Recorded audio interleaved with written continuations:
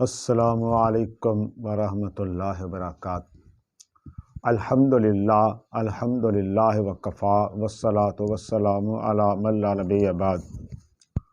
فاعوذ باللہ من الشیطان الرجیم، بسم اللہ الرحمن الرحیم۔ ولا تقولوا لمن یقتل فی سبیل اللہ اموات بل احیاء ولکن لا تشعرون۔ میرے محترم بھائیوں، انبیاء کرام علیہ السلام کی زندگی سے ہمیں یہ پتہ چلتا ہے کہ دین کی وجہ سے ان کے خلاف بڑی بڑی سازشیں ہوئی، ان کو قید خانے میں ڈال دیا گیا بغیر کسی وجہ اور بغیر کسی قصور کے۔ حتیٰ کہ بنی اسرائیل کے انبیاء کے بارے میں اللہ تعالیٰ نے فرمایا کہ بنی اسرائیل کے لوگ ان کو شہید بھی کر دیتے تھے اور آرا رہ کے ان کو دو حصوں میں تقسیم بھی کر دیتے تھے، اور یہ ساری باتیں ہوتی رہیں۔ خود رسول اللہ صلی اللہ علیہ وسلم شیب ابی طالب کے اندر محبوس کر دیا گیا، آپ کے خلاف آپ کو شہید کرنے کی سازشیں کی گئیں، آپ کو علاقہ چھوڑنے پر مجبور کر دیا گیا۔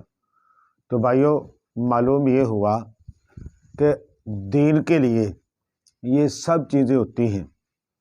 دین کی وجہ سے ان میں کچھ چیزیں آ سکتی ہیں یا سب آ سکتی ہیں۔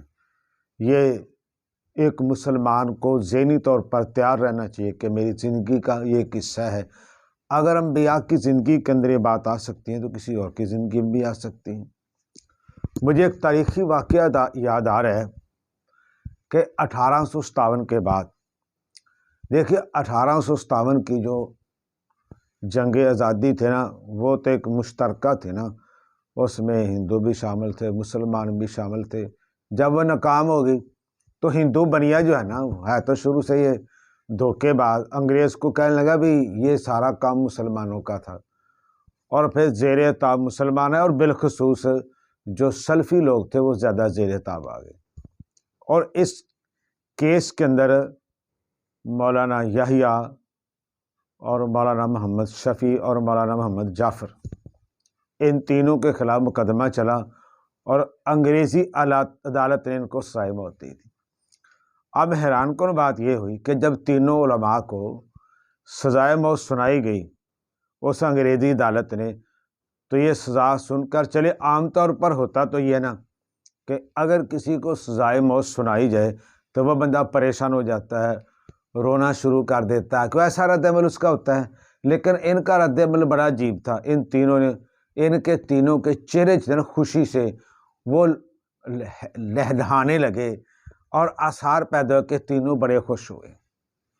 انگریز جو ہے نا، وہ اس بات پہ بڑا پریشان ہوا۔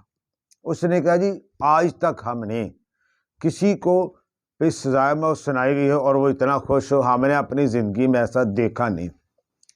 تو یہ بات، اور انہوں نے اس بات پر بہت سوچا، اور انہیں یہ تو شاید معلوم نہیں تھا کہ ایک مسلمان کے لیے شہادت کی موت کتنی عام ہوتی ہے، یہ تو شاید ان کو احساس نہیں تھا۔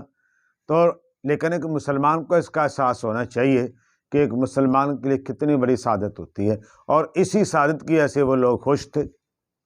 تو ان کو قید خانے کے اندر ڈال دیا گیا، کوٹھڑی میں۔ تو وہاں بھی دیکھا سارجنٹ نے، انہوں نے بتایا جناب تینوں بندے تو ان کی تو خوشی کی انتہا نہیں، جب سے ان کو سزا موت سنائی گئی ہے وہ بڑے خوش نظر آ رہے ہیں۔ انگریز اس بات کے اوپر اس نے سوچا اور اس نے فیصلہ کیا کہ ان تین بندوں کو ہم ایسی چیز نہیں دینا چاہتے جس سے یہ خوش ہیں۔ ہمارا تو مقصد ہے ان کے اوپر تشدد کرنا، جسمانی بھی اور ذہنی بھی، ان کو ٹارچر کرنا، ذہنی طور پر بھی اور جسمانی طور پر بھی۔ یہ تو خوش نظر آ رہے ہیں، اور ہم ان کو کیوں خوش کریں؟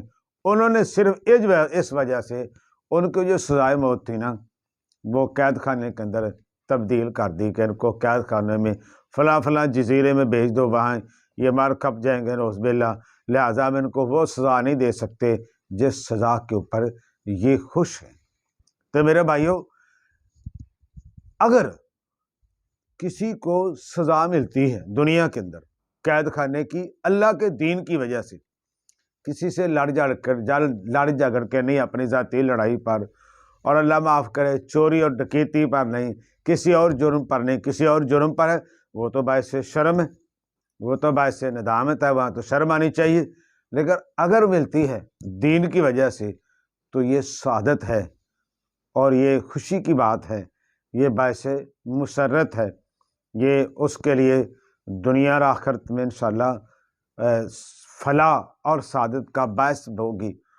اور اگر اس سے بڑھ کر اس کو شہید کر دیا جاتا ہے تو ایک مسلمان کی سب سے بڑی تمنا، سب سے بڑی خواہش، جس کے بارے میں نبی علیہ الصلوۃ والسلام نے فرمایا قسم کھا کے کہ میرا دل چاہتا ہے میں شہید ہو جاؤں پھر زندہ ہو جاؤں۔ کتنی بار کہا؟ تو نبی علیہ الصلوۃ والسلام نے 4 بار کہا۔ آپ نے 4 بار کہا پھر شہید ہو جاؤں، پھر زندہ ہو جاؤں، پھر شہید ہو جاؤں، پھر زندہ ہو جاؤں۔ وہ کتنی باسعادت موت ہے، وہ کتنی خوش نصیبی والی موت ہے، جس کی خواہش امام الانبیاء سید المرسلین رحمۃ للعالمین صلی اللہ علیہ وسلم 4 بار کرتے ہیں۔ یہ ہے وہ خواہش۔ حضرت عمر رضی اللہ عنہ کہتے ہیں کہ یا اللہ مجھے شہادت کی موت چاہیے اور تیرے نبی کے شہر کے اندر چاہیے۔ تو وہ تو وہاں تو لڑائی منع، تو کیسے ملے گی؟ تو سچے دل سے دعا انہوں نے کی، قبول اللہ نے کر لی۔ تو بہرحال یہ کہ ایک مسلمان کے لیے یہ چیز باعث سعادت ہے، یہ انبیاء کی سنت ہے، یہ ہمارے اسلاف کی سنت ہے، ان کا طریقہ ہے، ان کا اسوہ ہے، لہذا اس میں کوئی ٹینشن اور پریشانی نہیں، بلکہ یہ سعادت ہے۔ وما علینا الا البلاغ۔